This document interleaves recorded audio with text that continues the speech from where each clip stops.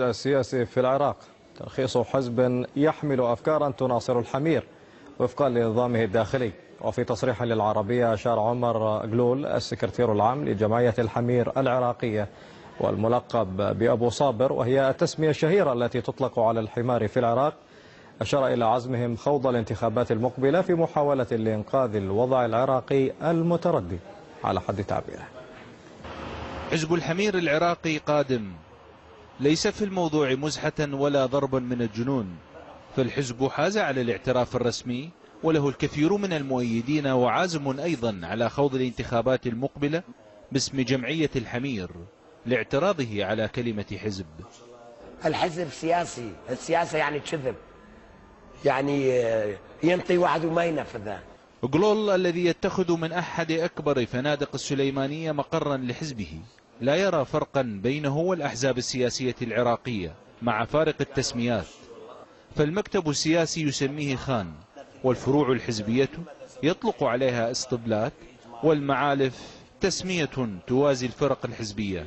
احنا نؤمن بالسلام، الزمال ما يقتل الزمال، مو مثل بشر يقتل اخوانه على مود كرسي وعلى مود فلوس وعلى مود سياسة. الزمال ما يقتل الزمال.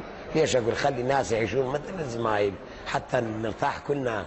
مؤيدون ومناصرون وحضور من بين أهم شخصيات السليمانية في مقهى الشعب الشهير الذي يرتاده المثقفون. أنا ما ينزعني أي تسمية، لأنه أنا حمار أصلي وأوريجينال، كاكا عمر جايب لنا لهاي البلد. هموم قلول على رأسها نكران الجميل، فالحمار الذي أنقذ أهم السياسيين العراقيين بالأمس من مطاردة السلطة لهم عبر الجبال يعاني من هبوط حاد في الأسعار، بدءا من حمار يعادل سيارة في الحالات الطارئة إلى $500 فأقل، حتى وصل اليوم إلى $1 فقط. بالله هذول تسميهم ناس عديم الضمير والإحساس. كافي بعد، لا تبكي، تعال وياي نشتكي عند الجيش الأمريكي.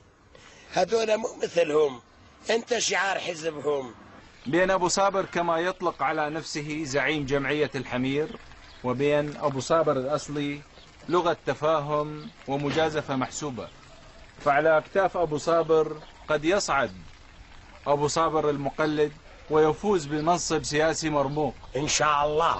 وعلى أيدي أبو صابر أيضا قد تأتي نهاية أبو صابرنا، سيما وأن للصبر حدود حتى عند أبو صابر. من السليمانية أحمد الصالح، العربية.